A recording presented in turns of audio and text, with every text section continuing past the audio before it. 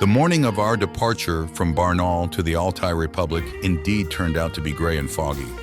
They say that it's a good omen if the weather is like this at the start of the trip. And now I can say with certainty that this omen is true, because our trip through the Altai Mountains was great on the whole.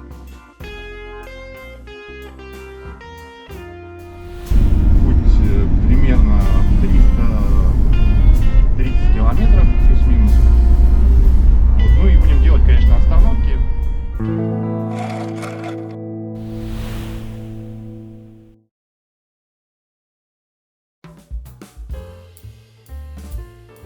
Everything went great, and our small tour group of 12 people was very successful.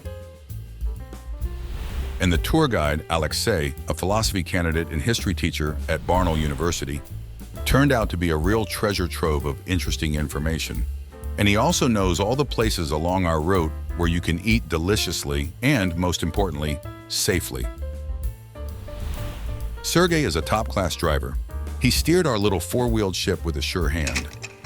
Oh, I am sorry, I got the slide mixed up. Although we had to ride that Iron Beast too. I will definitely tell you and show you, but not in this video. So Sergey confidently steered our little bus along the Chusky Highway, despite all the difficulties on the long road. Hello, ladies and gentlemen. I am very pleased that you have once again decided to sacrifice a small part of your precious time to drive with us along the Chusky Highway and take a walk through the amazing places of the Altai Mountains. We chose to entrust our entire 7-day vacation to Altaigiotur, a travel company based in Barnaul. I want to emphasize that we have not had any regrets about this decision.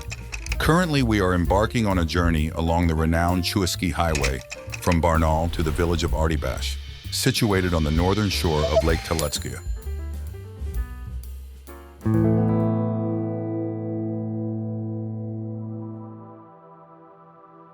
And the first stop, unless you count the stops to eat and powder your nose, was at the chapel built on the site of the death of Mikhail Evdokimov, who was known throughout the country at the time as both a talented artist and governor of the Altai region. On August 7, 2005, Governor Evdokimov visited the village of Popkovnikovo to take part in the celebrations for the 70th birthday of cosmonaut German Titov. At this intersection, a Mercedes carrying the governor overtook a Toyota turning left at a very high speed. According to the results of the investigation, the speed was more than 150 kilometers per h and touched its rear wing, whereupon it lost control, left the road and crashed into a birch tree.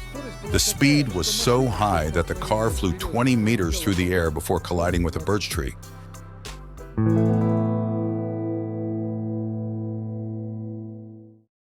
After driving a little further on the Chusky Highway, about 70 kilometers, we made a stop in the village of Shrosky. In this small Siberian village on the banks of the river Katun, a well-known and talented writer, director, and actor was born into a simple peasant family. Vasiliy Shukshin. On Mount Peakit, known for its picturesque view of the village, stands a profoundly moving monument in my view. Vasiliy sat down on the mountain like a living person to admire the beauty of nature.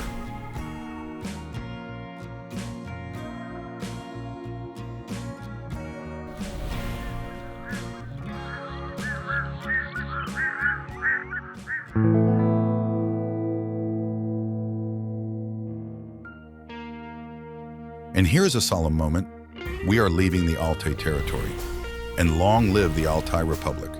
In transit, we drove through the capital of the Republic.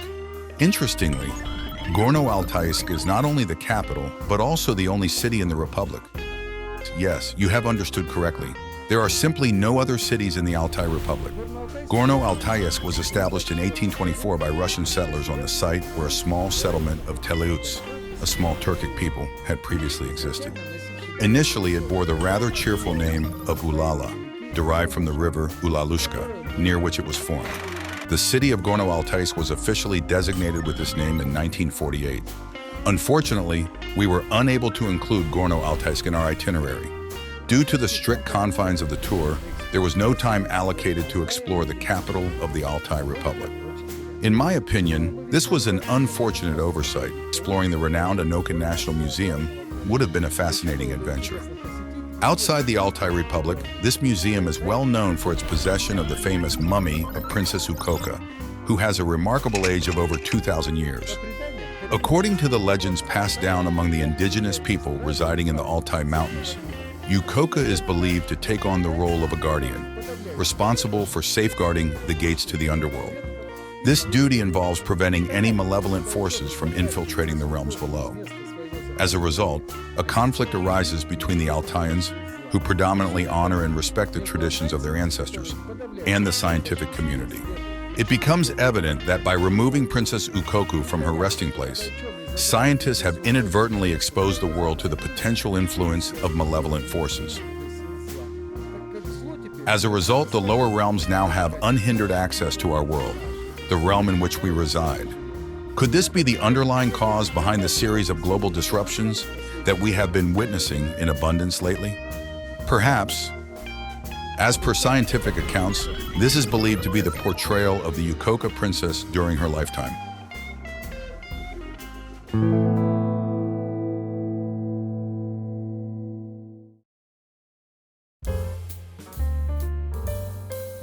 After savoring a delightful meal at a roadside cafe along the road, the tour organizers sincerely promised us that we would be served tasty and safe food. We continued our journey and reached Teletskoye Lake at approximately 5 o'clock in the evening. Our first major stop for 2 nights was planned at Altyn-Kel, situated in the village of Artybash on the lakeshore. Firstly, we made a stop at the village supermarket to restock our supplies of drinking water and nuts. Afterwards, we savored a delicious dinner at Selina Cafe, situated by the lakeshore. And then we headed to the campsite to settle in for the night.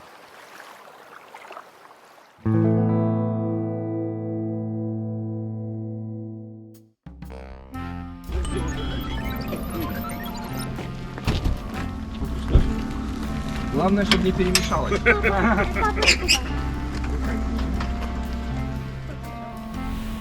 The campsite, Altyn-Kel, meaning Golden Lake, proved to be an ideal base for an adventurous tourist like myself.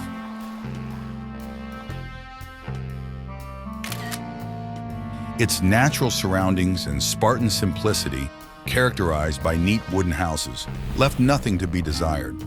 Inside the accommodation, every detail was carefully considered to ensure coziness and comfort during our breaks from various excursions. The pleasant aroma of wood filled the room. If you wish, you can step out onto the loggia and experience the delightful fragrance of Altai's air, while treating your eyes to the natural beauty that surrounds you. The bathroom is fully equipped with functioning plumbing, a hairdryer, a shower stall, 2 towels per person, and even white slippers provided. This ensures utmost comfort and convenience during your stay.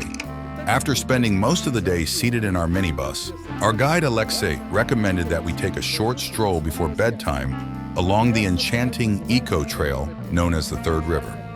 This picturesque trail runs alongside the Teletskoye mountain stream. Even though darkness was quickly approaching, we had decided to walk along the trail as the trail was beautifully illuminated by colorful lanterns. Walking along it at night turned out to be even more romantic and magical than it was during the day.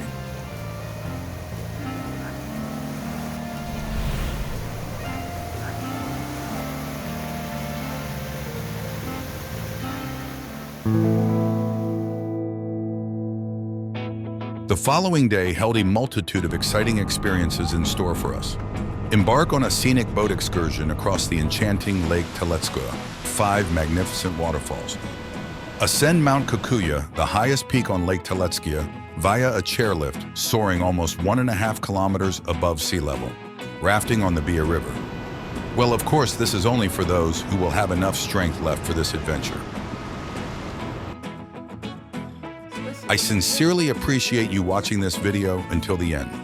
Kindly show your support by liking it, and feel free to share any questions or comments in the section below. Make sure to subscribe to my channel for more captivating content. Lastly, I look forward to reconnecting with you on the global platform of the World Wide Web.